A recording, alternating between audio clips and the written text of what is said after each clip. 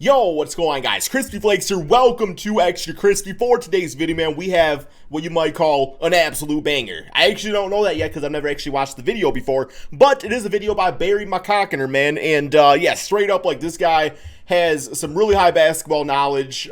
Just like, you know, he doesn't do a lot of basketball videos, but when he does, he knows exactly what he's talking about here. So, yes, top 12 NBA players of all time. Top 12 seems interesting.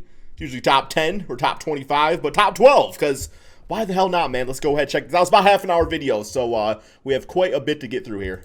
Video takes a look at the 12 best basketball players of all time. When making this list, I focused on several categories: peak, See, I like longevity, this. There you go. Performance compared to regular season performance, level of competition, and last. It's good to have a basis. It's good to have a basis. If you don't agree with the order of my list, I hope you can at least respect my thought process and the effort I made. Yeah, no Without doubt. further ado, No doubt. Let's get to it. Number 12, Tim Duncan. Duncan played 19 seasons and was an above-average player for 18 of them, which speaks to his incredible longevity. He also upped his game in the postseason, especially in his prime. Switch power forward to center, too. 4 rings in his first 10 seasons. He was also an elite defensive anchor from the time he entered the league to the time he left it, and a good passer for a big man. What prevents Duncan from landing higher is his lack of a dominant peak. Even at his apex, he was never an overwhelming scorer, averaging over 25 He was a team player. Once. Definition of team. Points per game just once in his last 11 seasons. His 2003 postseason was dominant. His 4 other title runs in 1999, 2005, 2007, and 2014 were merely just very good to great. Duncan essentially... And I have no doubt, though, that Duncan could have put up even better numbers, though. I have no doubt in my mind, but having Tony Parker, Ginobili, and playing Greg Popovich's system...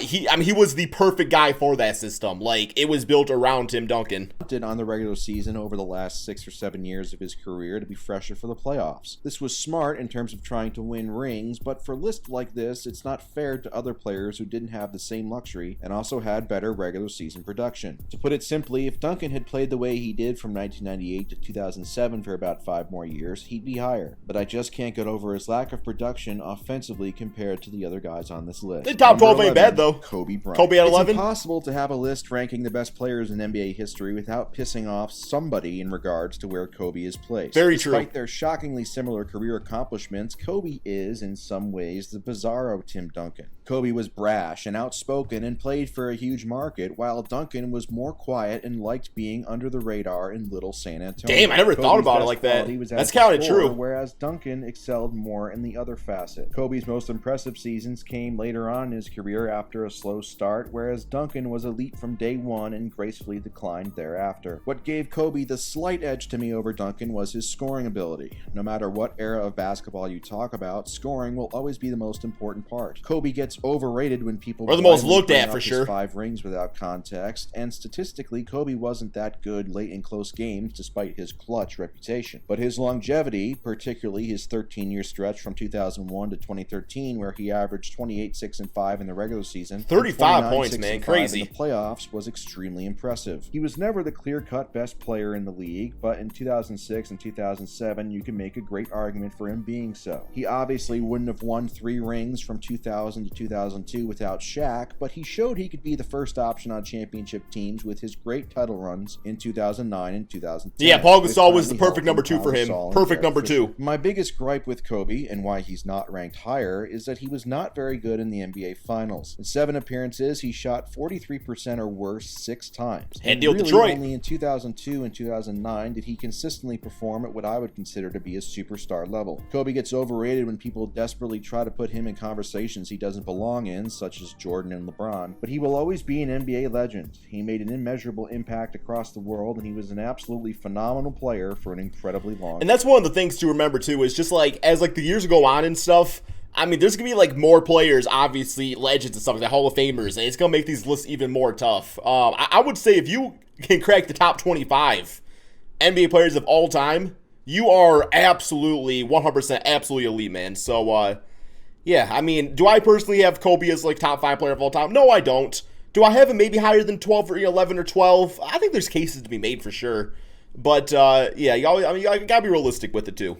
time. Number 10, Wilt Chamberlain. Will Let's at start 10. with the positives. Wilt Chamberlain was an absolute freak, both on and off the court, who could last in any era. His production is so mind-boggling that some people have questioned whether he was actually a real person. One must look at his career in 3 phases. The first phase was from 1960 to 1966. Did he like fake his identity one time? 40 fucking points per game and won 7 straight scoring titles. The second phase was from 1967 to 1968 when he decided to sacrifice points for a more well-rounded style. This resulted in him winning back-to-back MVPs. Damn, 10-foot Magic Johnson to win his first ring in 1967. He even led the league in assists as a 7'1" center in 1968. The third and final phase of his career was from 1969 to 1973, where he took a back seat on offense to teammates Jerry West and Elgin Baylor to become a defensive terror. As he should have. His 5-year run ended with a championship, finals MVP, and 4 finals appearances. Wilt also finished his career with 11 rebounding titles and an ungodly amount of blocked shots, which unfortunately weren't tracked by the NBA until the year after he retired. Now, for the negatives, probably got about 30 a game. Wilt benefited mightily from a lack of competition, as he was far and away the best athlete every time he stepped on the court, outside of his matchups with Russell and later on Kareem. His numbers also look better due to playing in an era with way more possessions. Despite his 2 rings and finals MVP, Wilt's performance in the postseason was nowhere near the same level as it was in the regular season, even in his prime. He was a horrendous free throw shooter, and he had that remind you of for caring more about stats. Let me know in the comments. Even taking into account his supporting cast, I see no excuse for why he didn't take a much bigger role offensively during his time with the Lakers, particularly in their finals losses to the Celtics. And Yo, that Knicks. is actually a crazy drop off. Like, oh, y'all saw that, man. Where we at? About right there. Yeah, from like 29 to 17 to 11, back up to 23. That's crazy. Well, I guess I'm probably playing what, Bill Russell? Bigger role offensively during his time with the Lakers, particularly in their finals losses to the Celtics and Knicks. Wilt's peak and versatility were legitimately jaw-dropping. Ultimate woman respecter. His competition wasn't great, his play declined in the playoffs, and his teams didn't win as much as you'd expect, so he'll have to settle for being number 10 on my list. Number 9, Shaquille ONeal. It speaks to Shaq's incredible ability that underachieved and still lands at number 9. He had an insane peak, topped off by 3 straight championships from 2000 to 2002. Top 3 favorite center of all time. MVPs, all of which are some of the most dominant finals performances ever. 38-17 probably top with 2. 3 blocks per game in 2000, 33-16-5 with 3 blocks per game in 2001, and 36-12-4 with 3 blocks per game in 2002, all on insane 38 efficiency. and 17, His longevity my God. also gets underrated, as he averaged at least 20 points per game in each of his first 14 seasons. He finished top 2 in MVP voting in both his 3rd and 13th season. He never finished on a losing team in 19 years. He was the best player on 2 weight caught up to teams that him. made the finals, and the second best player on a 3rd. He led the league in field goal percentage 10 times, won 2 scoring titles, and had one of the best seasons by any player ever in 2000 when he won his only MVP award. That's right, the self-proclaimed most dominant player ever won just 1 MVP. How? Well, Shaq might have been big in many ways, but he wasn't big on conditioning. He routinely came into seasons out of shape in his prime, and his lack of conditioning resulted in injuries that caused him to miss substantial The MVP's a story-based award anyway. This mindset would result in them flaming out of the league, but Shaq was so good he could get away with it. It's no coincidence Shaq's only MVP season came during Phil Jackson's Ben Wallace's first block year on as that, Lakers coach, in which he basically shamed Shaq into working harder than he ever had before. If Shaq had this mindset consistently through his prime, he might have won 5 to 6 MVPs and staked a legitimate claim as the best player ever. Much like Wilt, Shaq was a terrible free throw shooter, which prevented him from winning more scoring titles. And for all of his physical advantages, Shaq never led the league in rebounds or blocks and could be exploited by the pick and roll on defense. Shaq was also fortunate to play with tons of great wing players in his prime. He was still quick for a big guy, though. Wade, and most notably, a real big guy. Bryant. Pause. But even if Shaq did underachieve, at his best, he instilled more fear into opponents than maybe any player ever. I just hope he doesn't try to eat me for ranking him this low. Number 8, Larry Bird. Larry Legend was the last player to win 3 straight MVPs. His 4-year stretch from 1985 to 1988, where he averaged 28, 10, and 7 on 52, 41, 92 shooting splits, is still otherworldly. He was a complete offensive player, an elite scorer, shooter, and passer. He was also a great rebounder and oh my God, the pass. He generated lots of blocks and steals on defense. He was feared by opponents for his clutch shooting, and he was the best player on 3 title teams. When he was in the lineup, his teams won at an exceptionally high level, 73.6% of the time to be exact. All this being said, people like to pick and choose what they remember about Bird's career. For starters, he didn't have much longevity, as he only played 10 full seasons. The bigger issue I have in regards to Bird is that his postseason career is overrated. He was exceptional in both the 1984 and 1986 postseasons, on his way to 2 rings and 2 finals MVPs, but outside of those 2 years, there is a lot of disappointment. As a rookie in 1980, he lost in the conference finals with home court advantage. In 1981, he won the NBA title, but badly underperformed in the finals and didn't win finals MVP. That's like Curry. At one point, he scored just 28 points. I'll hold it against Curry for not winning finals MVP. In 1982, he lost again in the conference finals with home court advantage, averaging just 18 points on 41% shooting. In 1983, he got swept in the conference semifinals, again with home court advantage, to Milwaukee, averaging just 19 points per game on 44% shooting. Damn, that is pretty weak. He lost in the finals. That is weak as hell, actually.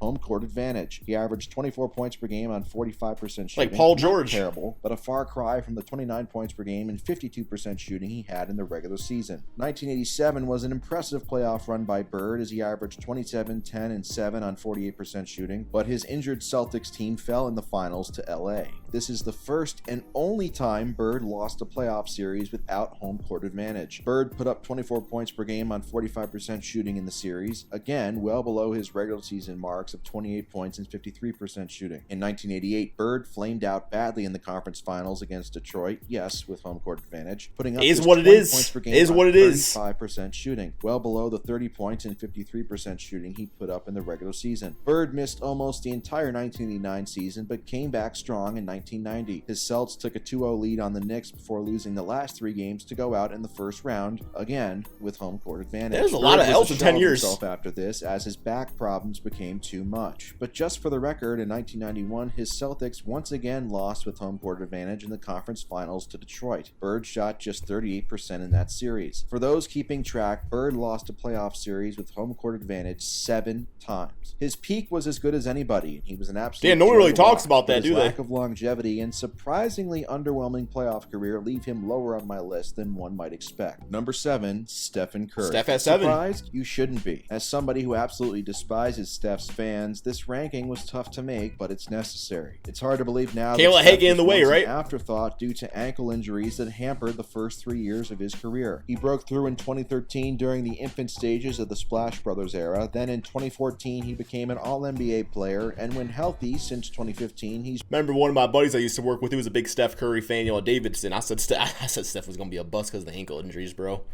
Damn, man, that was probably my worst take of all time.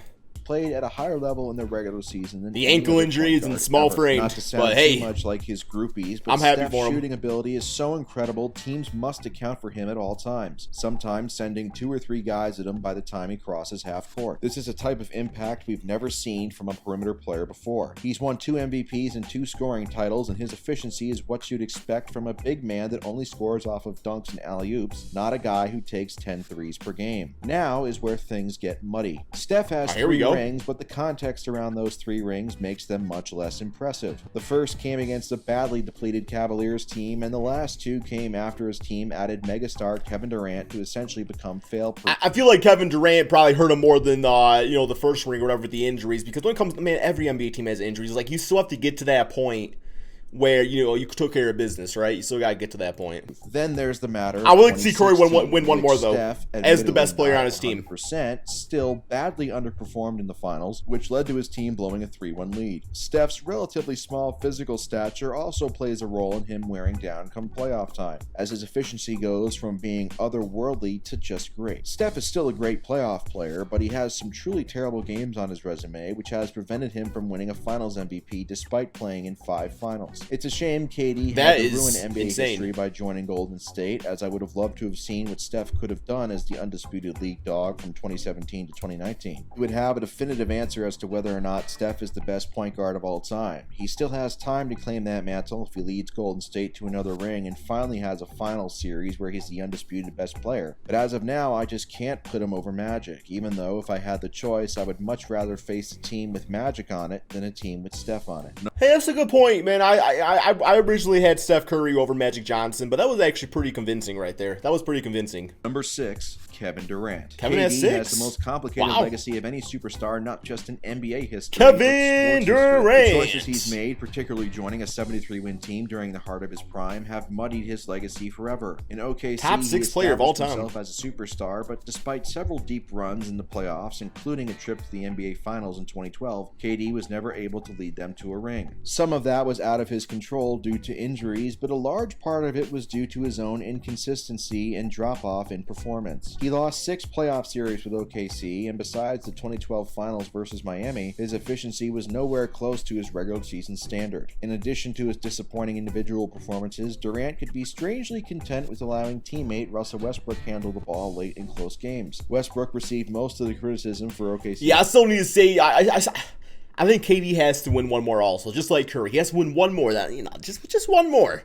Just one more. While KD would skate by mostly unharmed. That would change once he cowardly joined Golden State, where he won 2 rings and 2 Finals MVPs. He put up absolutely insane numbers in the Finals to win those awards, but on those teams, he was more of a luxury than a necessity, which is insane to think. It's a good way to put it. In my opinion, his rings with Golden State are less valuable than a bag of ring pops you can see at your local CVS. So despite all ring these pops. valid and legit Green criticisms, kinds? why is KD 6th on my list? Because the league has never seen anybody like him.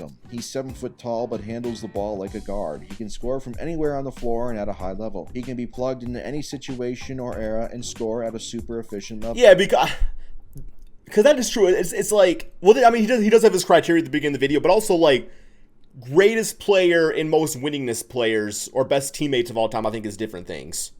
Because, like, dominant-wise, like, scoring can get you a bucket and play some defense. Like, yeah, KD is up there as all-time.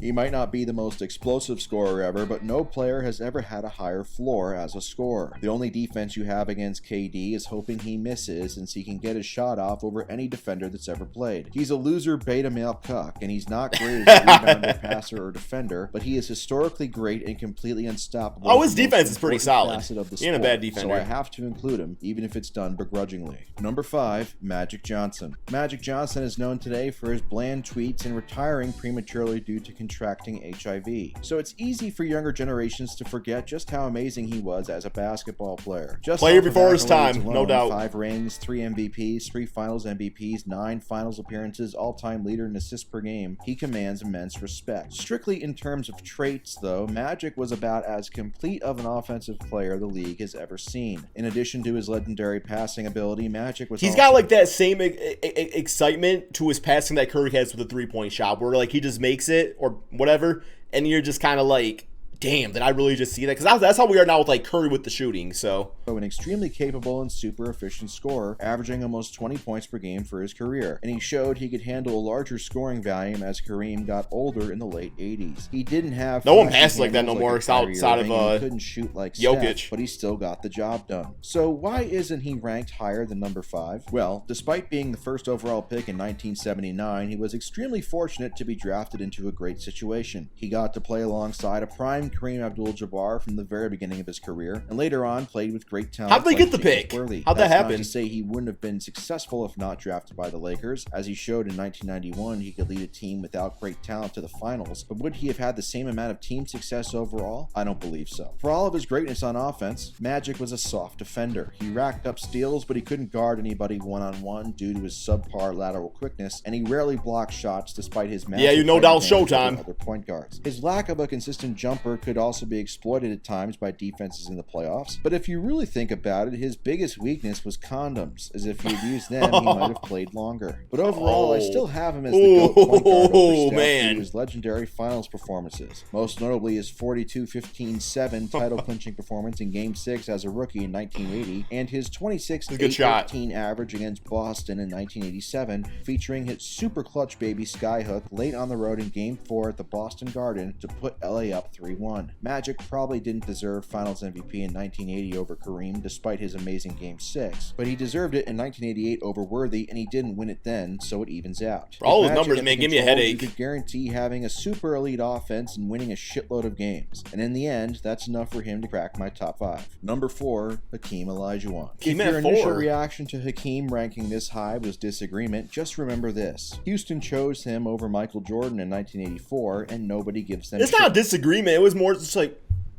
Hakeem. Okay, let's hear it out. I guess that's my initial thought for it. That's how amazing Hakeem was. Known for his unstoppable post moves and graceful athletic movements, Hakeem was a complete basketball player on both sides of the ball. He checks off every box one can look for in a player. He had amazing longevity, averaging 20 and 10 on 50%. It's crazy how much Joel Embiid plays like him. Years of his career. He had a great peak, averaging 27, 12, and 4 with a ridiculous 2 steals and 4 blocks per game from 1993 to 1996. He went up against and dominated the other elite big men of his era like Shaq, David Robinson, and Pat. Yeah, he destroyed Shaq. He led Houston to 3 finals made Shaq look small, winning 2 rings and 2 finals MVPs. But the biggest reason Hakeem ranks this highly is his playoff performance. He produced at a higher volume while being more efficient in the playoffs than the regular season, which is ultra rare. He led the playoffs in points per game 3 times, including both years he That's led a competitor. titles in 1994 and 1995. From Wants to win. 1997 to 1995, he played 82 playoff games, the equivalent to a full regular season. In those games, he averaged a ridiculous 29, 12, and 4 with 2 steals and 4 blocks on 53% shooting. Needless to say, he was a super clutch and dominant playoff player. Hakeem's versatility is shown in the history books as well. He ranks 12th all-time in points, 14th in rebounds, 9th in steals, and 1st in blocks. If one had to nitpick Hakeem's career, it would be that from 1988 to 1992, 5 years ago. Shot block is a little, it's hard to use the shot block one because of it not being like recorded till later on, but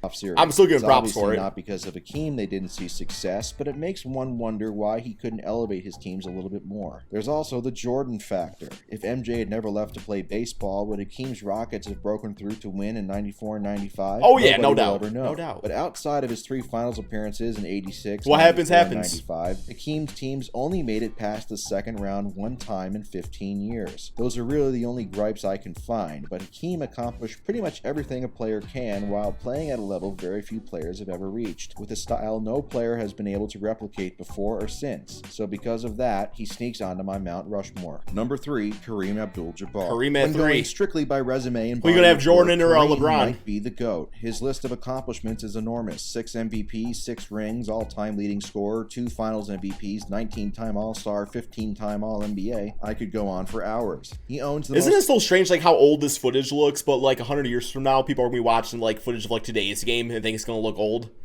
I don't know, man. Just a random thought. Shower thoughts, you might call that. History, the Skyhook. He won Finals MVP 14 years apart. He came into the NBA in 1970 as a phenom. He averaged over 20 points per game in each of his first 17 seasons. He won his 6 MVPs over his first 11 seasons, in which time he averaged a jaw-dropping 28, 14, and 5 on 56% shooting in the regular season, and 30, 16, and 4 on 54% shooting in the playoffs. From ages 35 to 38, when most former superstars are either washed or retired, Kareem averaged 22, 7, and 3 on 58% shooting in the regular season and 24, 8, and 4 on 56% shooting in the playoffs. It wasn't until he turned 40 that Kareem finally hit the wall. But even then, at age 42 in the 1989 finals against the legendary Bad Boy Pistons, he had enough left to put up 24 points and 13 rebounds on 53% shooting in Game 3. Peak? Check. Longevity? Check. Playoff performance? Check. Team success? Check. Level of competition? Well, that is the big bugaboo. You see, during Kareem's years in the 1970s, the NBA was diluted due to rampant drug use and the ABA stealing away talent. It's also worth noting that during this time, that despite being head and shoulders above every other player, Kareem's teams only won 1 title. He was known to be a bit selfish and aloof, which could have played a role in his teams underperforming. Kareem also never really had a true rival to push. I guess when it comes down to like saying like competition, though, you gotta think about it like this.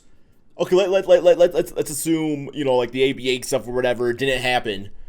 Even if there's more competition in the NBA, there was still not going to be anybody that was going to be better than Kareem. And Kareem, I still think, would have put up those numbers.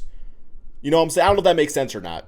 Like we always say, like, a so-and-so didn't play against, like, as much competition. But they still would have dominated the competition if there was more competition. Because there wouldn't have been a player as good as the guy we're talking about. I don't know if that makes sense. Maybe not. Him. Made sense in my Wilt was head. there in Kareem's first 4 years, but Wilt's best days were behind him. It looked like fellow UCLA alum Bill Walton might have been that guy in the mid to late 70s, but injuries sapped him from ever reaching his potential, and Kareem's best years were long gone by the time Ewing and Hakeem were at their best. There's also the biggest reason why I have Hakeem number 3 and not in the top 2. He was only the undisputed best player on 2 I think number 3 is fine. in 1971 and 1980. That's completely okay. In 1982 and 1985, it's a toss-up both years between him and Magic, but it's not clear-cut. In his last 2 titles in 87 and 88, he had clearly taken a back seat and let Magic run the show. Most of this is understandable given his age, but it's context that is required in these types of rankings, as not all rings are equal. Kareem was extremely fortunate I think that's the the definition of a majority his teammate. career with a great point guard like Oscar Robertson, albeit an older version, and Magic. From 1975 to 79, in the heart of his prime without either Oscar or Magic as a teammate, Kareem missed the playoffs twice and didn't make the finals. This gets at the bigger picture for me, as I think it's impossible for any big man to truly be the best player of all time because they are more reliant on help than other positions. They can't initiate an offense like a guard or a wing player, and I think that's Except extremely Jokic. vital. Nevertheless, Kareem goes down as the best big man ever to me due to his mix of peak years and ridiculous longevity, but now we get to 2 guys who are in their own tier. Number 2, Michael Jordan. At If 2. you think MJ is the GOAT, nothing I say is going to change your mind. If you don't think MJ is the GOAT, nothing I say is going to change your mind. If you think MJ is the GOAT, I don't have any problem with that. Unlike that fraud bitch Tom Brady, I have nothing but respect for MJ's talent and accomplishments. What did you like Up until Tom a few Brady years ago, for? I believed he was the best player ever. By now, you know all about his accomplishments. 6 rings, 6 finals MVPs, a perfect finals record, 5 MVPs, the highest career points per game in both. You almost say this. I normally hear Jordan 1, LeBron 2. So I'm very curious, like, this is actually interesting, man. See, I like when people got takes like this because you learn so much more. You learn like the mindset, what other people think and stuff like that. So the regular season and playoffs, 10 scoring titles, a defensive player of the year, rookie of the year, etc. He accomplished all of this with a perfect combination of athletic grace, unmatched skill, and mental toughness. He was a psychotic competitor who knew he was the best, would dominate you to prove he was still the best, and then remind you about it afterwards. His reputation as a great big clutch trash performer talker is well earned, as he routinely took games over in the fourth quarter in the postseason. His 7-year run from 87 to 93 is probably the best peak any player has ever had. 33, 6-6 on 52% shooting in the regular season, 35, 7-7 on 50% shooting in the playoffs, and 36, 8-7 on 53% shooting in the finals. We all know the story from here. MJ, quote-unquote, retired after winning his 3rd ring to go suck at baseball for nearly 2 years, came back towards the end of 1995, got booted from the playoffs by Orlando, then led the Bulls to another. Let me just point out real quick here too about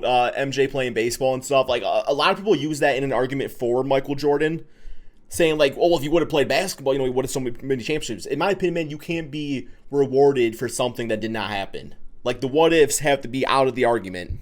Another three-peat from 96 to 98. During his second three-peat, MJ was still the best player in the world, but he was no longer at the god level he was before. He was more prone to off-shooting nights and a step slower defensively. Scottie Pippen took on most of the top defensive assignments so MJ could save energy for offense. MJ had the best peak ever. He was the best player on 6 title teams. Scott is the best Robin of all time. So why is he not number 1? Well, this is like trying to find a pimple on Miss America, but I'll do my best. First off, MJ only played 11 full seasons with Chicago, aka his prime years, so compared to other players on this list, he didn't have a ton of longevity. But the biggest knock on MJ to me is his lack of competition during the 90s. It's not a coincidence that MJ's Bulls didn't break through until the top teams of the 80s like the Pistons, Celtics, and Lakers declined. MJ's title years came during a watered-down era filled with expansion teams that led to inflated win-loss records across the league. This doesn't explain the Bulls' 6 rings, but it gives some context. MJ also benefited greatly from never playing against a truly great team in the finals. He got a Lakers team in 1991 that was injured, a Blazers team in 1992 whose best player Clyde Drexler couldn't shoot and was mentally weak, a Suns team in 1992 that wasn't good defensively, a Sonics team in 1996 that didn't have a dominant player, including an injured Gary Payton, and Jazz teams in 1997 and 1998 that were mentally weak, led by notorious chokers, pedophile Karl Malone, and anti-vaxxer John Stockton. This is not to say these were bad teams for the time period they played in, but compared to LeBron LeBron's finals opponents, they looked like community college teams. MJ never had to go up against dynasty teams like San Antonio or Golden State, and he was extremely fortunate to never go up against Hakeem. To put it another way, MJ never had a worse team around him in the finals than his opponent. He was expected to win, and he did. Contrary to popular belief, MJ was far from a one-man show when he was winning rings. Chicago was still good enough to win 55 games and was one terrible play call away from making the conference. Bro, this man's got his facts on. I tell you, man, I'm so, like, I'm trying to, like, say more, but I'm just, like,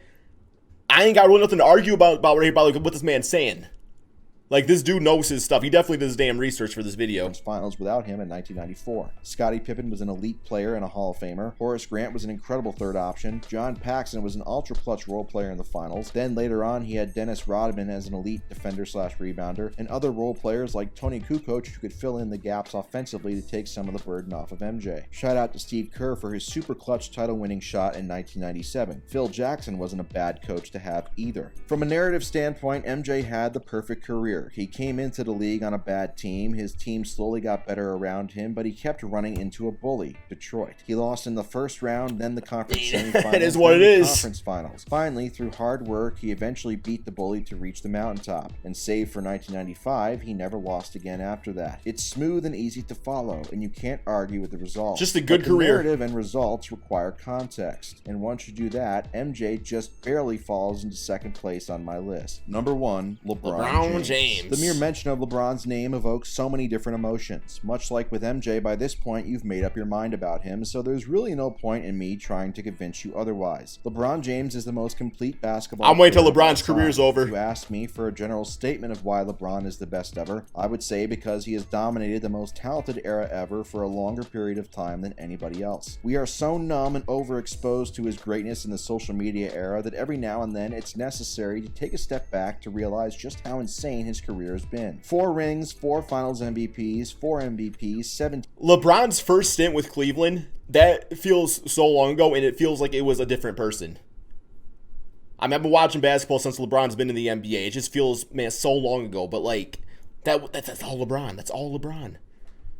All-Star games, 17 All-NBA teams, the all-time leading scorer in playoff history, etc. He's averaged 20 points per game in all 18 years of his career, and he's averaged at least 25 points per game for 17 straight seasons. That's insane, and even more insane is that scoring isn't his best quality. His court vision is legendary, and even though he averages over 7 assists per game, those numbers still underrate his ability to generate great looks for his teammates. There are people right now who have driver's licenses that weren't alive the last time LeBron didn't make an All-NBA team. The last time LeBron didn't get an MVP vote, social media wasn't even a thing. Twitter, Facebook, Instagram, and yes, even YouTube weren't around. Think about that. People used platforms that didn't even exist the last time LeBron wasn't an elite player to say he's overrated. Longevity isn't the only thing LeBron has going for him, as it's tough to even say what his peak is. What do y'all guys think people would say about MJ now? You know, like if MJ was playing today and there was social media. Value the nuclear athletic LeBron. Probably the same stuff as LeBron. The all-around terror LeBron from 2013. The most offensively skilled version of LeBron from 2018. LeBron has had about 3 to 4 different peaks in which he was the best player in basketball. Team success, 10 finals appearances and 4 championships is sufficient. Playoff performance, 29, 9, and 7 on 54% effective field goal percentage over 266 games is good. And 10 finals appearances, 4 finals MVPs, and 28, 10, and 8 averages. Pretty fucking good. Competition level, more on that later. But as LeBron haters are all too eager to point out, LeBron is not without his warts. He was not good in the 2007 finals versus San Antonio, but all great players have their flaws. Every great player has their flaw. All the defensive attention being focused on him. He shot just 36% against the legendary Boston defense in 2008, but again, this is largely forgivable due to the same reasons as 2007, and he put up a monster 45 points in Game 7, but fell just short. He was accused of quitting versus Boston in 2010 after going up 2-1, although if certain rumors are true, more than understandable why he did so. The biggest black mark is obviously his meltdown in the 2011 finals, in which he completely choked and was a complete no-show in the fourth quarter all series long. The biggest reason you hear why LeBron can't be the numbers weren't even absolutely horrible. 4-6 finals record, and they're bad. I mean, bad for LeBron. 6-0 finals record, it looks like shit. This is where competition level comes into play. It is true MJ never had a series as bad as LeBron had in the 2007 and 2011 finals, but overall LeBron has had more great final series than MJ. Think about this. LeBron has 4 Finals MVPs in addition to 3 Final Series where he averaged 36, 13, 9, 34, 12, and 10, and 34, 9, and 10. 3 of the best Finals performances ever and nothing to show for them in his trophy case. Why? Because of terrible luck. In 2015, his best teammate broke his kneecap in Game 1, and in 2017 and 2018, his opponent was the KD Warriors, the most talented and unstoppable team ever. It's also worth noting LeBron had the misfortune of being on the wrong end of the Spurs having an unsustainably hot shooting performance in the 2014 Finals.